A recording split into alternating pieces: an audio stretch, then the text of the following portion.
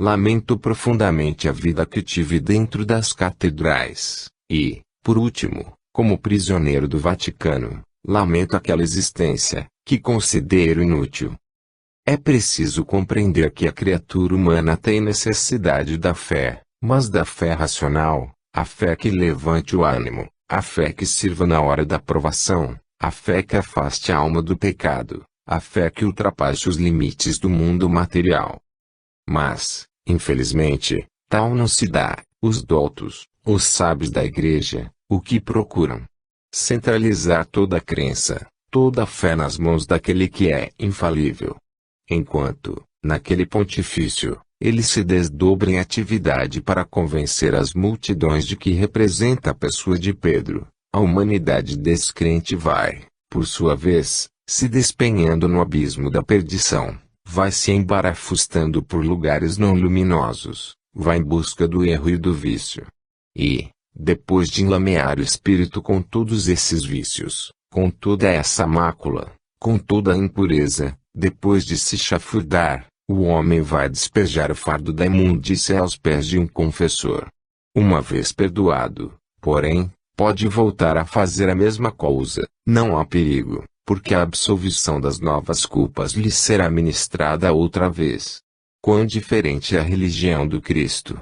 Quão diferente é o preceito do Senhor, fazer o indivíduo retirar de dentro de si todo o pecado, para se apresentar diante de Deus com sentimentos puros, com caridade não fingida, com humildade sincera. Saber o homem que, um dia, o corpo baixará a cova, mas o espírito ressuscitará, não precisando de apoio humano, e sim da ação dos caridosos guias para despertar. Quão bela é a religião do Espiritismo! Meus amigos, não vos envergonheis da fé que abraçais. Buscai, cada vez mais, firmá-la dentro do Espírito, para que um dia vos possais apresentar diante do vosso guia e dizer: fui pecador, sim, tive falhas na minha vida, mas tive também fé e a minha fé se inspirou em Deus. Foi o seu Filho quem me encorajou, muito embora outros homens o quisessem amesquinhar. Sempre acreditei nele, no meu Senhor. Acreditei na Virgem Santa, a mais pura de todas as mulheres, capaz de ser considerada a mãe do meu Senhor. Foi esta a minha fé.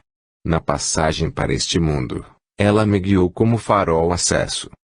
Meus amigos, a verdadeira religião é fazer o bem sem olhar a quem. Guardai-vos de fazer mal.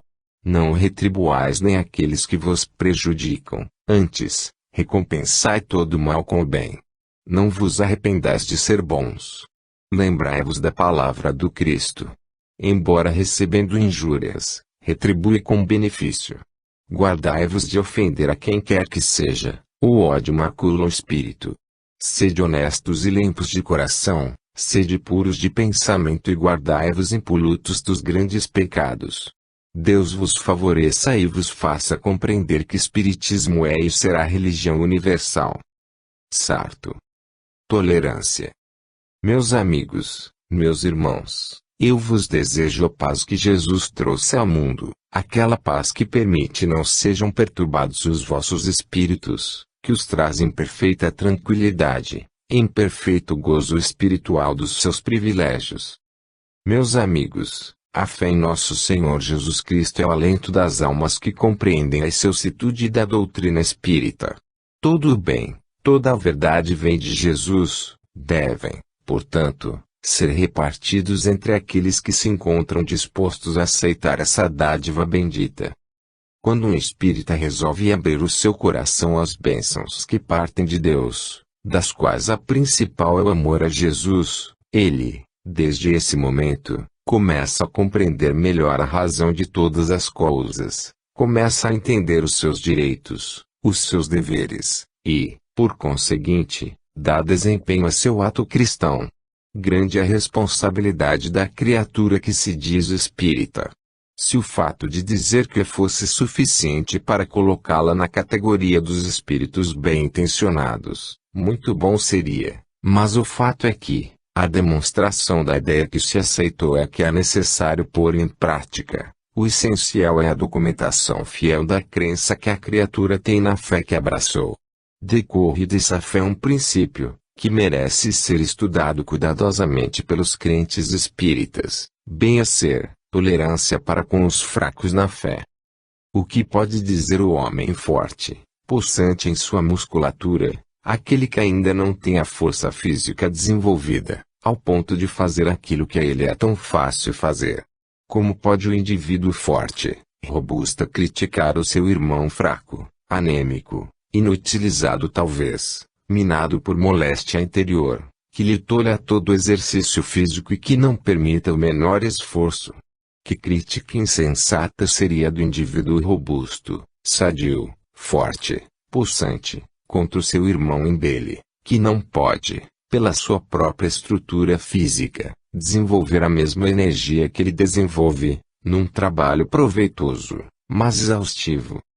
Fazei o mesmo estudo, relativamente à energia espiritual. Como pode o indivíduo de mentalidade desenvolvida, espiritualmente, capaz de poder arcar com as grandes responsabilidades que decorrem da fé, criticar o seu irmão, incipiente ainda em sua carreira espiritual? Será possível equipará-lo ao forte, aquele que compreende espiritismo, como de fato é, científico, religioso, filosófico, doutrinário, prático? Será possível comparar a fé abalizada, documentada, com a daquele pobre coitado, que começa agora o ABC da vida espiritual? Deus, em sua alta sabedoria, exigirá do desenvolvido o mesmo que deseja daquele que mal principia essa doutrina? Não. Isto seria exigir da infância o mesmo esforço que pode despender a virilidade. Seria exigir da criança aquilo que só um homem pode fazer. Meus amigos, espiritualmente é a mesma coisa. Vede, portanto, que a intolerância não tem cabimento, não tem razão de ser. O que o homem deve procurar com energia, com perseverança, é fortificar-se cada vez mais nos seus princípios espíritas, para ser diante dos outros, realmente, um exemplo do cristianismo espírita, forte, inabalável, intransigente consigo mesmo, mas, compreendendo o que muitos ainda não podem fazer o que ele faz. Se para ele é fácil, para o outro é difícil. A intolerância, meus amigos, é um mal. Não quero dizer com isso que o homem espírita concorde e aceite tudo quanto o seu irmão fraco lhe aponta. É preciso ser tolerante com ele. Vou fazer o que ele faz. Não é isso. A tolerância está, exatamente, em lhe mostrar aquilo que é direito e fazê-lo compreender sem violência, não, em fazer aquilo que ele faz. Porque aí, seria o espírita mais culpado do que seu irmão, porque ele tem as luzes necessárias para compreender a verdade, enquanto o outro está muito atrasado em seu caminho. Tolerar não quer dizer aceitar. Ser tolerante não quer dizer ser conivente, ao contrário, a tolerância manda que aceitemos aquela criatura, com certa reserva, mas educando-a, para que ela venha a saber a doutrina, como, de fato ela é. O homem que está preparado para o bem, para ser tolerante não precisa se bandear para o lado do outro, ou tolerar as suas imperfeições ao ponto de aceitá-las. O espírita, por exemplo, que contemporiza, aceitando os ditames de outra igreja, quando a sua é espírita, não diga que isto é tolerância, porque outra coisa não é, senão fraqueza. O espírita que não sabe se manter no seu posto, como deve, não diga que o faz pelos outros. Diga, não estou na altura de permanecer onde estou. Ser tolerante, meus amigos, é ter paciência com aqueles que não sabem, é ensinar-lhe, pacientemente, aquilo que ignoram, corrigi-los com brandura, e lembrar-se de que pode ganhar muito, sendo forte, fiel, na fé espírita. Ser tolerante, não é tratar o incipiente na fé espírita, com violência, é compreender que ele não acredita ainda, porque não tem fundamento para isso. Há pessoas, porém, que fazem coisas que não deviam fazer e se desculpam com a capa da tolerância. O espírita deve ser intransigente nos preceitos da sua fé. Que essa intransigência, porém, não vá ferir suscetibilidades, interesses de terceiros. Não vá ao espírita, pelo seu amor à doutrina, tornar-se um obstáculo a que seu irmão se aproxime dela, pelo fato de ver que é seu exemplo áspero. Antes, ao contrário disso, pela doçura, pela mansidão, mantenha-se na linha que lhe é traçada. Assim, viverão católicos com protestantes, viverão protestantes com espíritas e vice-versa, mas, sempre o espírita mantendo a sua linha de proceder, não fugindo à explicação da sua fé no momento necessário, sem, contudo, badalar aos ouvidos dos outros impertinências. Espiritismo é tão belo, meus amigos, que, pela sua própria beleza, se impõe, pela prática, pela execução das suas máximas, ele tem de ser aceito pelo homem, porque doutrina nenhuma é capaz de realizar as promessas que lhe cumprem, só ele. As outras religiões não passam da atmosfera da terra. Enquanto o Espiritismo penetra no além, em primeira mão, para o homem. Continuai a estudar, meus amigos, continuai a ter gosto pela doutrina espírita, e tirareis proveito das suas lições, e ganhareis muito com isso, porque ela edificará a vossa fé e vos fará compreender os seus altos privilégios, o seu cristianismo, a sua salvação. Deus vos guarde. Anália Franco. Em 21 de janeiro de 1936. Uma narrativa comovente. Meus amigos, eu vos saúdo fraternalmente. Venho suplicar aos meus irmãos presentes, que, em suas preces de todos os dias, não se esqueçam dos seres violentamente desencarnados nesse angustioso período de luta, que se tem desenrolado na Terra, em diferentes pontos. O nosso país também se ressentiu muito dessa dolorosa contingência. Espíritos desencarnados violentamente, alguns, nas batalhas que se travaram ultimamente, nesses locais, outros, chocados por essas mesmas razões, apelando para o suicídio, como porta salvadora, quando ela é de perdição, outros, em diferentes pontos longínquos daqui, em luta com seus irmãos, cheios de ideias violentas, abatidos pelas armas de guerra, pelo suicídio, e também pela fome, pelas moléstias que infeccionam esses lugares. Meus irmãos, esse cortejo de espíritos sofredores causa uma impressão penosa ao ser desencarnado que o pode visitar.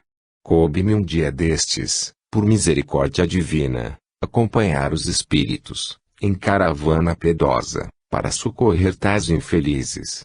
Fui, na minha insignificância, tomando parte entre os espíritos luminosos que têm fluído particularmente seu, para derramar nos ambientes conturbados. Fiquei desolada, em espírito, por ver a penúria daquelas almas, o estado deplorador em que se encontram. Ouvem-se, meus amigos, verdadeiros gritos, como se ainda aquelas criaturas possuíssem corpos materiais, que pudessem gemer. Vêem-se casos dolorosíssimos, que, não quero vos chocar contando-os especificamente. Há criaturas procurando a cabeça que a metralha decepou, outras, em busca de um membro, igualmente decepado pela arma mortífera. Há criaturas sedentas, pensando onde podem encontrar água para matar a sede. Verdadeiro desespero de alguns, que se encontram e se reconhecem, apesar daquelas mutilações, apesar daquele estado doloroso. Fiquei perturbada.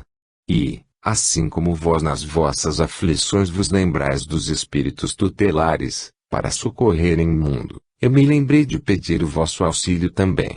É certo que vos lembrais da orfandade, da viuvez, das criaturas humanas privadas do convívio dos seus, por um crime, por uma violência. É certo que vos lembrais de todos esses pobres que partiram, alguns odientos, sem compreenderem o porquê das coisas, continuando a vociferar, continuando a esbravejar, espumando de ódio, de terror, desejosos de voltarem ao ponto da carnificina, para ainda castigarem mais os irmãos na carne. Esses tais, estão em zona separada. Os espíritos guias procuram suavizar aquele ambiente perturbado, espargindo fluidos sobre eles, para os atrair ao bom caminho. Se pudesses ver, meus amigos, que dolorosa situação, vós vos compadeceríeis, estou certa, teríeis mágoa, dentro das vossas almas. Não quero estar a repisar fatos que servirão, tão somente, para vos comover. Mas este é necessário, um moço jovem, saído da infância, aqui na terra não poderia ter mais de 17 anos, não sei, não posso entender como se foi parar no meio daqueles guerreiros, mas foi. O obus, ou outra qualquer arma mortífera, lhe pôs os intestinos à mostra. Ele trabalha, ainda no espaço, imaginando-se um mortal na terra, procurando metê-los em seu lugar, e pede a um e pede a outro, e pede a um e pede a outro. E deseja ser medicado, quer ficar bom. Ele não sabe ainda que é um espírito, tem todas as sensações da matéria e julga ter nas mãos os intestinos que a metralha estraçalhou, procurando metê-los outra vez dentro do ventre. Esta pobre criatura, vagando, cheia de dores, imagina-se ainda viva. Não pode ver os guias luminosos. Procuramos de longe, mais ou menos, dar-lhe um passe, jogar-lhe um fluido. Quando eu disse, filho, não tens mãe. Pensa nessa criatura que te deu o ser, pensa nessa alma dolorida, que há de estar a braços com a saudade, cruciante de dor, pela perda, que ela supõe irreparável, do filho amado. Não tens tu mãe. Esta palavra, este sentimento é tão sublime, que tem o poder de despertar as consciências. Ao ouvir esse interrogatório, ele respondeu-me, sou filho único. Sara-me, leva-me para perto de minha mãe. Coloca meus intestinos no lugar, uma vez colocado, poderei caminhar e irei vê-la. Eu então disse, não poderás ir vê-la, na terra, não és mais de lá, és do espaço. Meus amigos, não sei que denominação posso dar ao fenômeno que, então, se desenrolou às minhas vistas. Diante daquelas palavras, o espírito desmaiou. Mas um espírito não pode perder os sentidos. Um espírito não pode passar por essas crises que só os humanos passam. O fato é que ele ficou combalido, em profundo sono. Penso que foi a intervenção caridosa dos guias para poderem se aproximar e dar-lhe o passe. A cerimônia foi belíssima. Quando o guia se aproximou da pobre criança, estendeu a mão sobre ela, derramando aqueles fluidos luminosos, provindos do reservatório do além. Pouco a pouco aquela impressão foi cedendo, e, quando ele abriu os olhos novamente, já não pensava no ferimento que tanto afligiu, já não pedia socorro material, e, voltando-se para mim, disse, naquela vibração quase infantil, salva-me. Eu lhe disse, em nome de nosso Senhor Jesus Cristo, o Nazareno, crê, Sara, salva-te. Mas que a salvação que vem a ti, seja a salvação da fé, a consciência de espírito. Não és mais um mortal, és um espírito como eu. E criança abaixou a cabecinha loura de adolescente e disse, salva-me, mais uma vez te peço. Nós oramos, dirigidos pelos espíritos mensageiros do bem, oramos sobre aquela criatura, tão cedo experimentada nesse sofrimento atroz. Meus amigos, é por cenas iguais a estas que eu vos digo, não vos esqueçais de pedir pelos espíritos recém-desencarnados, nessa carnificina que ensopa de sangue o solo da terra. Paz a todas as criaturas humanas. Caridade para com os sofredores. Maria Luísa. Em 21 de janeiro de 1936. Sugestão caridosa. Meus amigos, meus prezados irmãos, seja-vos concedida a paz do Senhor. Não há muitos dias, tive ocasião de assistir convosco a uma das sessões de estudo e notei o interesse que tomastes pela manifestação aí realizada, principalmente, pela narração relativa ao espírito de um adolescente, que, não compreendendo a sua situação espiritual, jazia mergulhado em grande perturbação.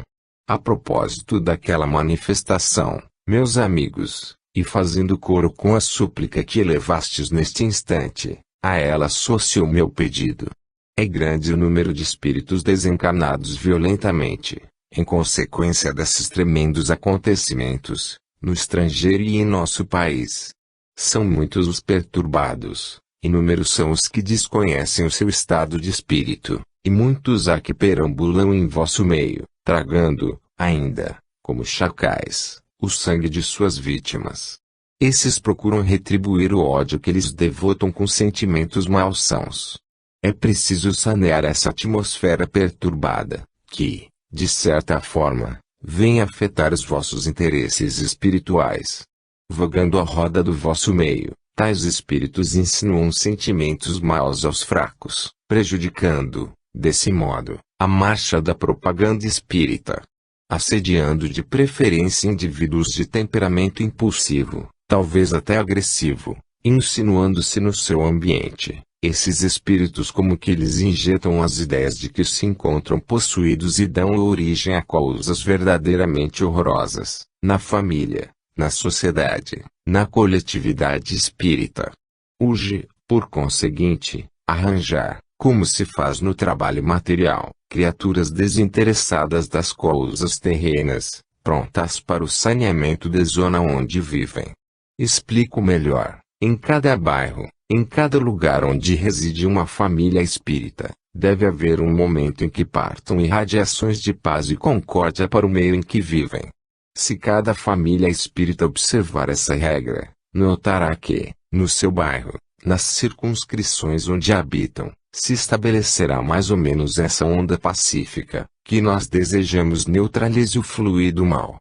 O Rio de Janeiro está dividido em grandes zonas, em bairros diversos. Quase, porém, se pode afirmar que não há um bairro no Distrito Federal em que não exista uma família espírita. Espiritismo, graças a Deus, está disseminado de tal forma que impossível é haver um lugar onde não resida um espírita. Assim, pois, em vez de tecerem comentários sobre acontecimentos terríveis, que se desenrolam na capital e nos estados, essas pessoas procurem, com sentimentos de paz, de passividade, de religiosidade e de abnegação, concentrar-se e repartir as ondas de fluidos bons e pacíficos com toda a redondeza. Os estados físico e material, em certas zonas, contribuem grandemente para essa excitação. Aqui, por exemplo, há um elemento pernicioso, mas que não pode ser retirado, a temperatura excessiva. O sangue como que provoca verdadeiras explosões na criatura, concorrendo para o mal-estar geral que se nota. As almas pacíficas, as almas de boa vontade concentram todo o pensamento no alto e irradiam sentimentos de paz e bondade em torno de si, e tais sentimentos vão se movimentando e se apartando até alcançarem grande distância, vão apanhar os sofredores, para os quais aquele espírito bem-intencionado pediu preces. Associo-me ao seu pedido. Rogo-vos, pela amizade que nos liga, façais o mesmo.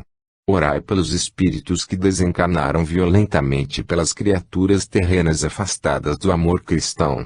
Os vossos sentimentos irão saneando ambientes e, um dia, teremos a satisfação de ver que o Espiritismo fez alguma coisa de bom. Paz a todos os homens. Até. José Dácio. Em 24 de janeiro de 1936. A perdição da mocidade. Carnaval. Amigos, irmãos em Cristo, o Senhor, paz convosco. Nas agremiações espíritas, o estudo sistemático da doutrina cogita sempre de colocar à face do homem os seus privilégios, presentes e futuros, bem como os direitos e deveres. Privilégios, direitos, deveres estão de tal maneira relacionados que uns não podem subsistir sem os outros. A vida futura é uma realidade. O homem espírita já não faz a menor dúvida nesse dia além, que surgirá radioso ou nublado para o espírito, conforme o seu tirocínio na terra. É tempo de chamar para esse ponto a atenção de todos e, muito especialmente, da mocidade, porque, no verdor dos anos, quando as ideias estão perfeitamente lúcidas e o físico ainda não fatigado, é que o espírito, pronto para a disposição dos ensinamentos, mais aprende. Convém dizer à juventude tudo quanto concerne à felicidade futura. Os moços têm ânsia de ser felizes. Tudo quanto não é felicidade os contrista. prender a mocidade fora dos divertimentos a que tem direito não é pensamento sensato, porque, se o velho sente a necessidade de repouso, o moço tem ânsia de prazer. Resta, porém, saber escolher os divertimentos. Aproxima-se a época em que a mocidade mergulha, com todo o entusiasmo, nos folguedos habituais, que se renovam anualmente. Será lícito, nessa ocasião, permitir à mocidade toda a sorte de divertimentos. Não sentirá a pessoa responsável pela educação dos moços a necessidade de refrear esses impulsos prejudiciais à juventude. Todo homem sensato, toda mãe de família que se preza compreende que o carnaval é a perdição da mocidade. Se, na época em que as moças, para se divertirem, nessas ocasiões, se faziam acompanhar de seus pais e nenhuma cogitava de ir só, não era proveitoso tal divertimento, quanto mais hoje. Nem mais de licença elas precisam, para sair a hora que entendem e voltar, igualmente, quando querem. É quase inútil falar sobre o assunto. Como, porém, numa agremiação espírita é necessária a pregação da moral, constantemente, para o progresso dos espíritos, convém dizer à mocidade que não deve ficar contrariada em suas aspirações por se ver tolhida, algumas vezes, pela voz paterna, que não permite um desregramento. Que a moça se divirta, que seja alegre, que procure distrações suaves, que não se prejudique, está certo. E nós somos os primeiros a compreender essa necessidade. Mas, numa cidade, numa metrópole como esta, em que habitualmente os bares, os cassinos e os teatros estão verdadeiramente corrompidos pela serpente venenosa do mal, transfigurada em vaidade, orgulho, licenciosidade, é fácil avaliar o que serão as festas desses 3 dias, em que o homem perde por completo o controle de si mesmo. Venho dizer às minhas amigas, que passam esses dias fora de tal prazer que não se entristeçam com isso. Conservem a beleza da alma, conservem a pureza do espírito e não busquem esses lugares, onde certamente se contaminariam e aprenderiam lições prejudiciais, incorrendo na censura da própria consciência, acentuadamente apontada pela voz do guia. Meus amigos, ser feliz significa ser puro, ser caridoso, ter pensamentos bons. Tudo quanto passa daí contamina o espírito, lhe faz mal e não é divertimento que deva ser permitido à mocidade. Vivei felizes, guardando-vos do pecado, da impureza, e dando glória a Deus pela felicidade que concede em vos conservar sempre na linha da conduta cristã. Paz a todos os homens. Irene.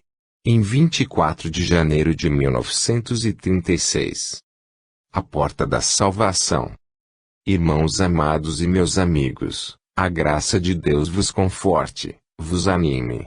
Lembrai-vos sempre, em qualquer situação da vida, que nem um só cabelo cairá das vossas cabeças, disse o Mestre, se não for permitido pela vontade de Deus, significando a palavra de Jesus que todas as provações por que passardes estão escritas no livro do destino, são provações com que o vosso espírito concordou, porque nelas viu o meio de reabilitação, são provações que o próprio Deus permitiu viessem sobre vós, porque nelas viu a porta da salvação para as vossas almas.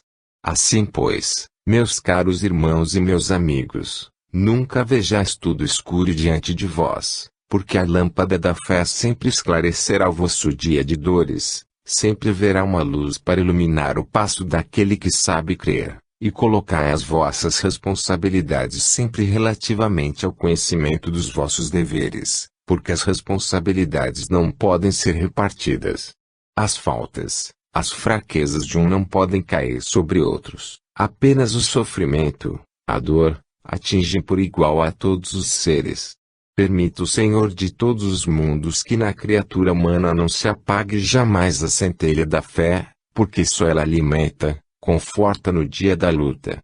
Paz seja concedida a todos os homens na terra, de boa vontade, e que seja ela universalmente estendida a todos os mundos. Que assim seja. Max. em 28 de janeiro de 1936. Sejamos elementos de valor. Meus amigos, meus prezados irmãos, sei que me esperais, sei que há criaturas amigas, cujos pensamentos me procuram, insistindo por uma palavra minha. Não é do meu feitio recusar resposta a este ou aquele pensamento, a esta ou aquela interrogação, quando sei que tais indagações partem de criaturas minhas amigas, que confiam na resposta que lhes dou.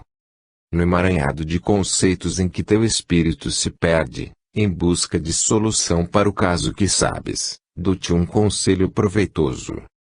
Nem tudo é possível esclarecer nesta vida, muita coisa se prende a acontecimentos passados e com eles se relaciona de tal modo que nem a nós, do outro plano da vida, é dado desenvolvê-la diante de vós. São provações, são expiações, são punições, que afetam diretamente o interesse espiritual, e não convém que os terrenos as conheçam em toda a sua extensão. Assim pois, certamente não obterás resposta naquele sentido. Confia, porém, em Deus, que tudo vê e resolve. Se acontecer ou não o que supões, será sempre para o bem. Quando existe um culpado que se oculta na treva, esse, um dia, no além, compreende o erro do passo que deu. Nessas condições, não procuras a solução desse problema, seriamente embaraçado, por parte de espíritos mais fracos do que o meu. Meus amigos, para vós, igualmente, uma palavra. Quando, no oceano encapelado, um indivíduo, um nauta, um viajor, um marítimo, quem quer que seja se encontra em perigo de vida, por não saber nadar ou porque as forças se vão esgotando, é muito natural que o ser vivente que assiste à cena tão dolorosa e angustiosa busque aliviar o seu irmão. Assim, homens se tiram na água, para socorrer o que se debate em perigo. Outros, em embarcações pequenas, correm em auxílio do seu semelhante. Não tem sido o primeiro caso em que estas criaturas são salvas, graças ao esforço de outras, muitas vezes estranhas. A dedicação pelo sofredor, pelo aflito é um laço que une os homens entre si. Agora, o que não se compreende, o que passa da compreensão humana, o que é exorbitante, comparado a qualquer ato de inteligência, é aumentar a aflição do sofredor. Por exemplo, um nauta já se acha à beira d'água, mão criminosa o empurra para baixo, ele, num esforço supremo, volta, e o braço malfeitor o joga novamente para o fundo do oceano. É isto que não se compreende. Vós perguntais, que quer isto dizer? Eu vos respondo, nas lutas da existência, semelhando esse mar revolto que acabo de pintar com cores fracas à vossa vista, há criaturas sofredoras, quase no último alento de esforço físico, as quais, no entanto, quando se agarram a uma tábua de salvação, encontram sempre quem as jogue para a luta, buscando, assim, aumentar ainda mais a sua aflição. Este proceder não é caridoso. Para vós todos, aconselho outra norma de procedimento, outro critério de situação. Sempre que uma situação se tornar difícil, buscai ser elemento confortador, salvador, nunca, a pedra de tropeço, onde o fraco possa cair. A seara espírita é grande, há, nela, trabalho para todos. Ninguém há que possa dizer que não tem o que fazer na seara espírita. Quantas vezes, em palavras muito mais eloquentes do que estas, que fracamente pronuncio, tendes recebido conselhos especiais neste sentido? Apontam-vos a imprensa, indicam-vos a caridade para com a velhice, chamam a vossa atenção para a caridade que se deve prestar às crianças, concitam-vos a pregação evangélica, enfim, os trabalhos espíritas são desdobramentos perante vossas vistas, para que saibais escolher o que for do vosso agrado e vos dedicar a ele. Mas ninguém vos ordena miscelânea de trabalho, porque, misturados os trabalhos, ninguém se pode entender. Não é possível ter-se capacidade para tudo, a capacidade é a vocação, e a vocação se manifesta. Sede, pois, meus amigos, dentro da seara espírita, elementos que possam concorrer para o seu progresso, dedicando-vos ao ramo para o qual tendes preferência, contanto que os vossos atos sejam para o bem, para a caridade, e inspirados no sentimento de sinceridade. Mas não vades, depois, fazer mistura, supondo que o ramo de trabalho que escolhestes é bom e o do vosso irmão não o é, que o vosso é aceito por Deus e o do outro não tem valor, que o vosso é uma tarefa altruística, proveitosa, e o do outro não tem valia. Não. Se fizerdes assim, estareis comprometendo a civilização espiritual.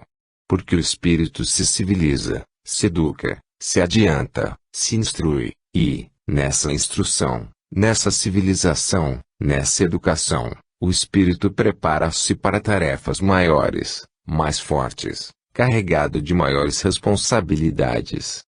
Trabalhai, pois, trabalhai na medida das vossas forças. Não é preciso cedê-las, não é preciso pedir a quem pode menos tarefa igual a do que pode mais. Tudo é relativo. Trabalhai no ramo que escolhestes, no que é do vosso agrado, no que satisfaz o vosso desejo. Mas, pelo amor de Deus, não atrapalheis o serviço dos outros. É esse o ponto essencial da questão. São muitos pobres à mesma porta. Espiritismo, porém, tem serviço para todos vós. Espiritismo tem fluidos suficientes para distribuir convosco a mãos cheias. Coesão de forças, harmonia de pensamento, justiça no proceder, paciência na adversidade. Deus vos salve. Neri. Em 31 de janeiro de 1936. Criteriosos juízos.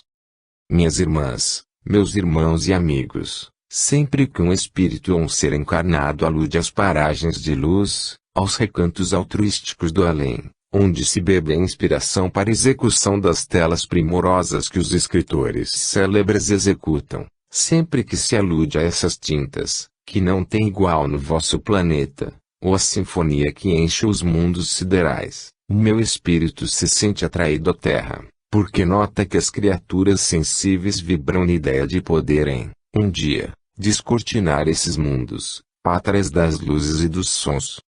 Devo dizer-vos que muitas criaturas, na Terra, embora em diferentes pontos, afastadas umas das outras, gozam dessa delícia, dessa visão física, que foi tão bem descrita há poucos minutos. E, se eu trago ainda palavras sobre o assunto aos vossos ouvidos, faço para despertar em vós o gosto pelas coisas nobres e elevadas. A alma do homem tem a aspiração do belo, tem o desejo do bem, tem vontade de tomar parte no concerto da harmonia universal, tem a ânsia natural de se envolver nesses mundos luminosos, onde a aspiração do belo é uma realidade. Tenho, meus queridos irmãos, desejo de despertar em vós essa vontade natural das almas que pensam bem, para vos aproximar dos mundos venturosos. Infelizmente, a Terra não é muito propícia a tal gênero de aspirações, não porque Deus a houvesse formado em condições de não poder aspirar ao belo e gozar o que é puro, mas porque os seus habitantes, espíritos ainda em pequena evolução, muitas vezes se desviam da rota que deveriam seguir para o belo, agasalham, no íntimo, aspirações torpes, baixas, pequeninas, que estragam a visão física. Quanta evidência poderia ser desenvolvida em criaturas que têm realmente propensão para elas, se as suas aspirações fossem menos materiais e mais elevadas, mais nobres. Seria, de fato, uma realização desejável, esta de nivelar as almas nesse aura sutil. E só os espíritos puros a compreenderiam. Essa desilusão, porém, já tem vindo mais de uma vez. Mais de uma vez, na grande metrópole que é a cidade do Rio de Janeiro, temos acompanhando um grupo de moças, porque as sentimos juvenis, belas, e cuidamos que os seus sentimentos são como os das donzelas de outrora. Notamos, entretanto, que elas revelam um sentir todo diverso do que deveriam ter. Os seus pensamentos não são os pensamentos singelos de cabecinhas novas, são ideias despertadas por outras criaturas, que nunca deveriam lançar a semente do mal na pureza, no arminho das consciências juvenis. Outras vezes, nós nos aproximamos dos senhores que supomos de compostura, que julgamos homens de caráter e os vemos acompanhando adolescentes com pensamentos que, caridosamente, arrancaríamos de suas mentes, se tal nos fosse dado fazer. Outros entretêm conversas sobre assuntos que absolutamente não edificam espíritos, antes os rebaixam e os desviam da linha da pureza traçada por Deus, enfim, assuntos impróprios. Tais homens são cidadãos de caráter, dignos, têm posição social e compostura, perante o seu meio, mas, na intimidade, rebaixam-se, palestrando sobre assuntos mais próprios da mentalidade dos frequentadores de botequins. E nossa desilusão é grande, mas é desilusão de momento. Não podemos acreditar que, na Terra, só possam vicejar, nessa atmosfera odienta de vício, de falta de pudor, de linguagem imprópria, pensamentos que rebaixam. Acreditamos que, na Terra, onde vicejam as flores que ornamentam os vossos jardins e onde figura a grande baía que é, realmente, uma das maravilhas do mundo, também pode existir um aura correspondente a essa grandeza. Será possível que, onde contam pássaros que embalsamam as florestas com cânticos maviosos, onde existem jardins perfumados, encantadores, lindos, não exista alma que compreenda essas belezas?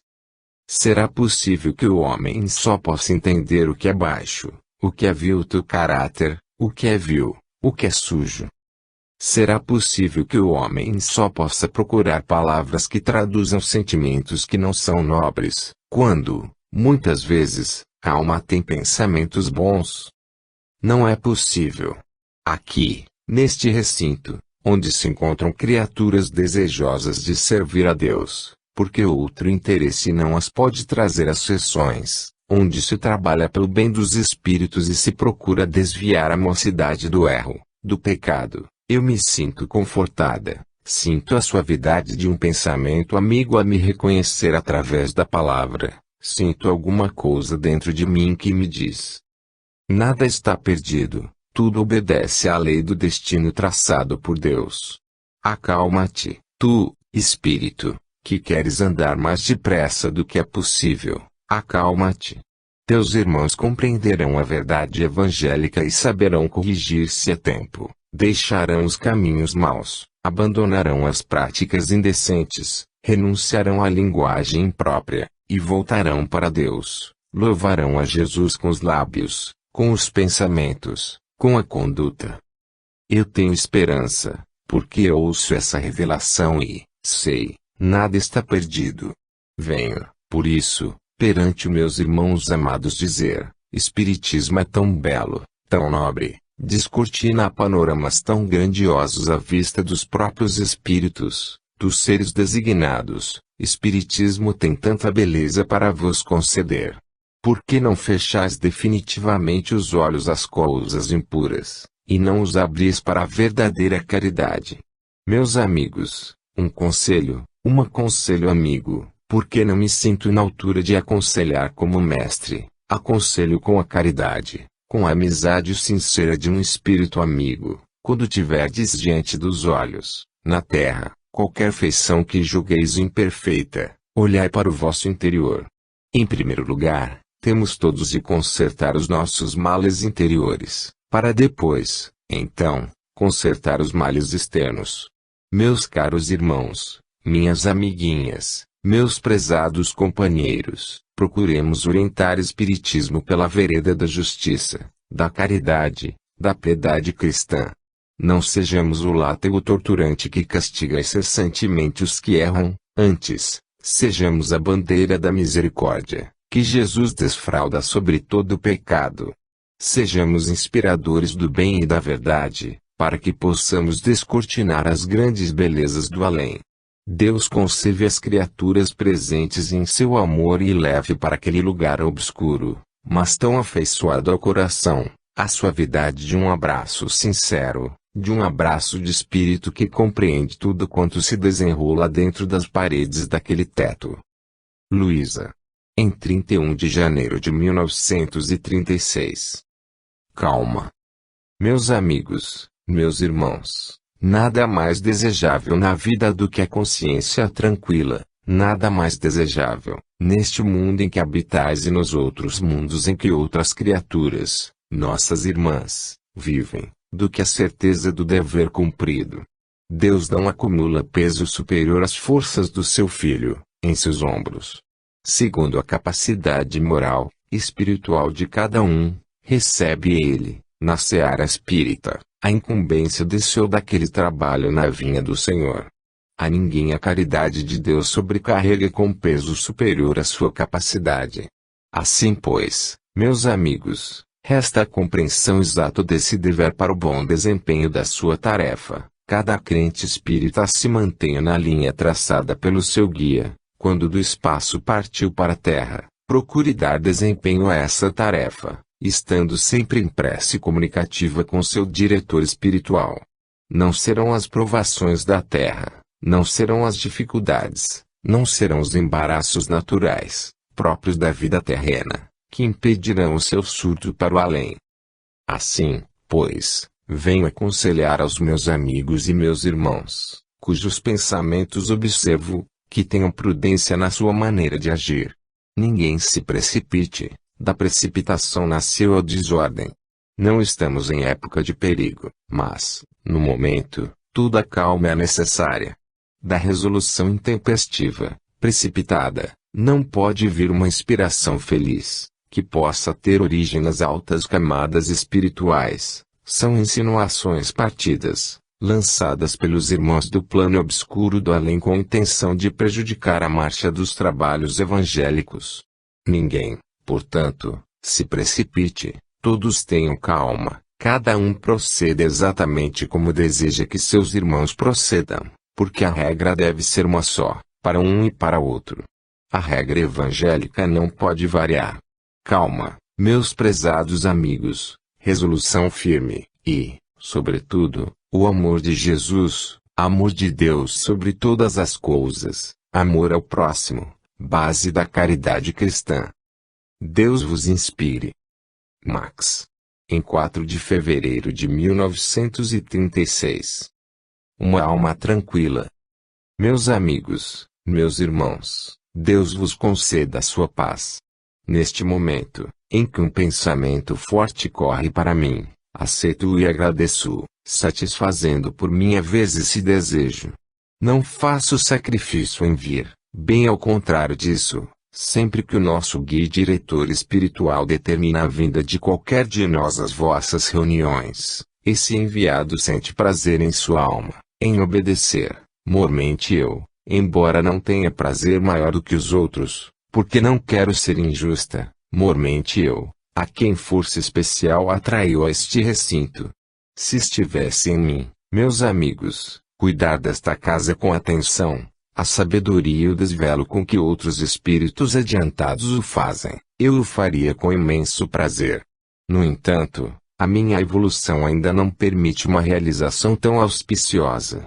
Eu venho, como aliás tenho feito tantas vezes que aqui me tenho manifestado, agradecer ainda uma vez ao Asilo Espírita João Evangelista tudo o quanto tem feito pelas crianças que me pertencem, ou melhor, me pertenceram na terra, bem como aquela que faz, e se esforça por fazer tudo, pelos filhos dos meus irmãos encarnados.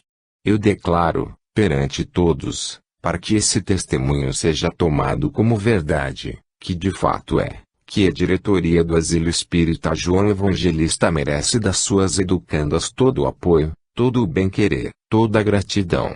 Vós não sabeis, crianças que sois, quantos sois estimadas, quantos por vós se desvelam, e quantas amarguras também são originadas por vós e de vós, não sabeis, para vossa pouca idade, quantas preocupações dais, quantos temores, quantos sustos pelo futuro, quantas apreensões, porque nesta casa, desde que nada vos falte, especialmente as menores, se sentem perfeitamente felizes.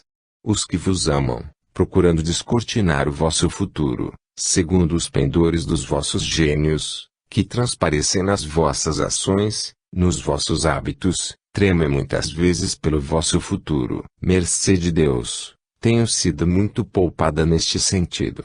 O meu espírito não tem sentido absolutamente amargura tal, nem preocupações deste gênero. A minha alma repousa tranquila, porque noto com felicidade e com especial gratidão ao meu Deus, que as minhas filhas nunca tiveram pendores dessa espécie, que pudessem preocupar os espíritos de seus pais, no além. Apenas essa ânsia de futuro que permanece diante de nós como uma incógnita. Hoje, porém, nuvem rosa se descortina no horizonte da vida e vejo com alegria e, por que não dizer, com intenso júbilo, satisfação, que alguma coisa de bom se aproxima para fazer a ventura, a felicidade, segundo a vontade de Deus, de alguém que me pertenceu de perto. Seja abençoada toda a criatura cristã que pense em fazer bem aos seus semelhantes.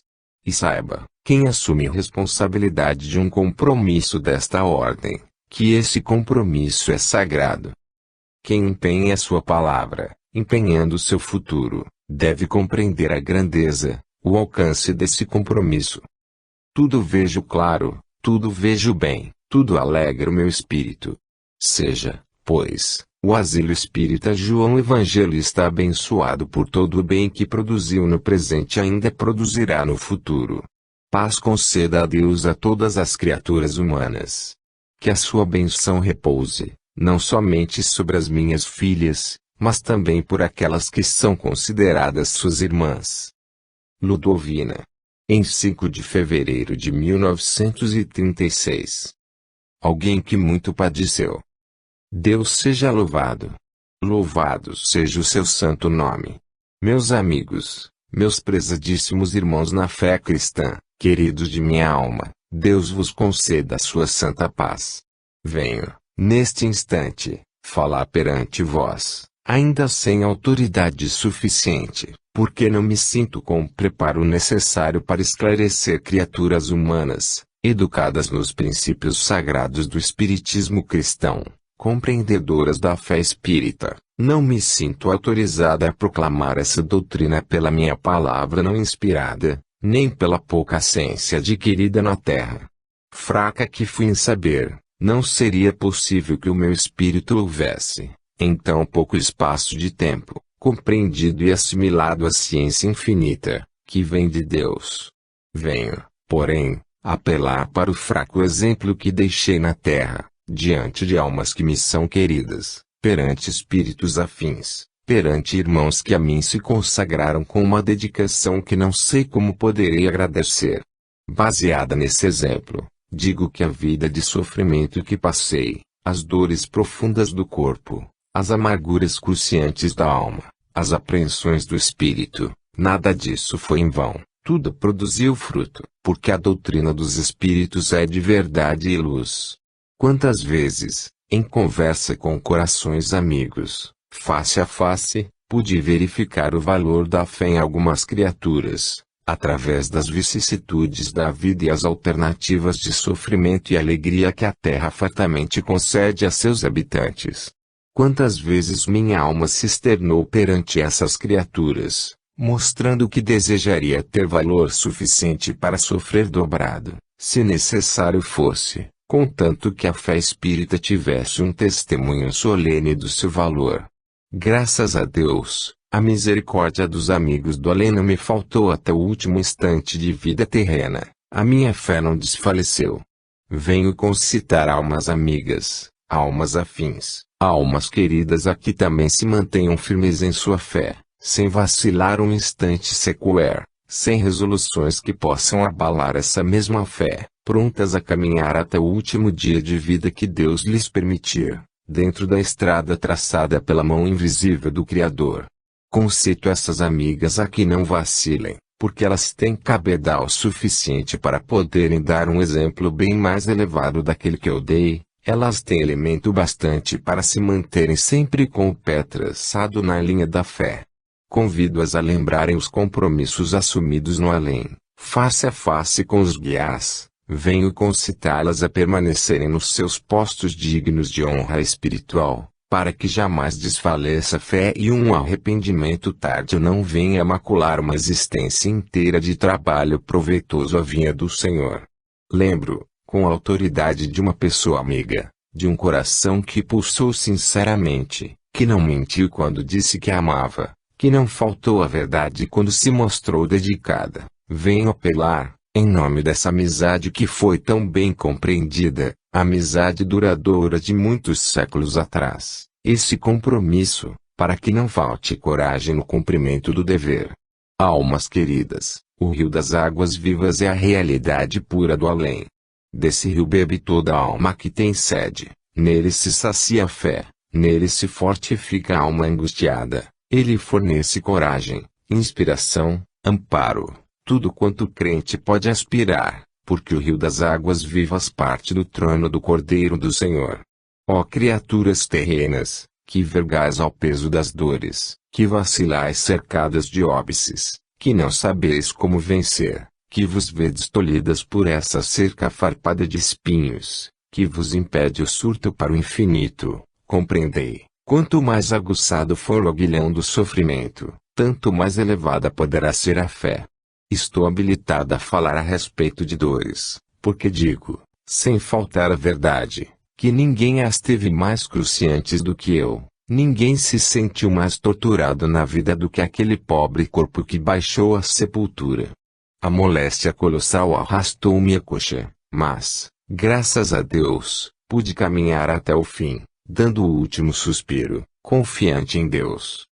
Criaturas terrenas, quando o vosso espírito for assaltado por qualquer pensamento menos cristão, lembrai-vos de que, no alto do Calvário, expirou o Salvador da humanidade. Lembrai-vos de que o seu sangue correu para a salvação de muitos. Lembrai-vos de que ele foi sempre manso, piedoso, humilde e bom. Fala-vos um coração amigo, fala-vos quem ainda não tem altura suficiente para doutrinar e ainda se considera inferior. Conforme principiei, termino. É a linguagem da amizade, e a linguagem do amor, é a palavra da experiência de quem compreendeu o sofrimento, e, graças a Deus, soube sofrer. Sabei vós também suportar as dores, em nome e pelos infinitos méritos de Jesus, o Salvador da indigna humanidade. Que a paz de Jesus, suave e doce, embalsame as consciências, ilumine os espíritos e aquiete os corações atribulados. Emance. Em 7 de fevereiro de 1936. Vivei como Jesus deseja. Deus vos conceda sua paz. Meus amigos, meus irmãos, várias vezes tem se agitado entre vós o assunto com que ora me ocupo, a situação espiritual do mundo, isto é, da Terra. Diversos espíritos têm opinado que as emanações espirituais, fluídicas, partidas de outros meios afastados do vosso, onde o derramamento de sangue tem sido colossal, onde as paixões excitam os ânimos de tal forma que os indivíduos se tornam quase feras, são a origem da agitação espiritual que se nota em todo o planeta. Admira, porém, que essa agitação possa encontrar entrada e transitar livremente no seio das agremiações espíritas. As instituições espíritas representam uma coletividade que, antes do mais, deve ser cristã. Porque espiritismo sem cristianismo não tem base sólida, oscila. Vós sabeis que toda manifestação extraterrena é espírita, porque é parte dos espíritos.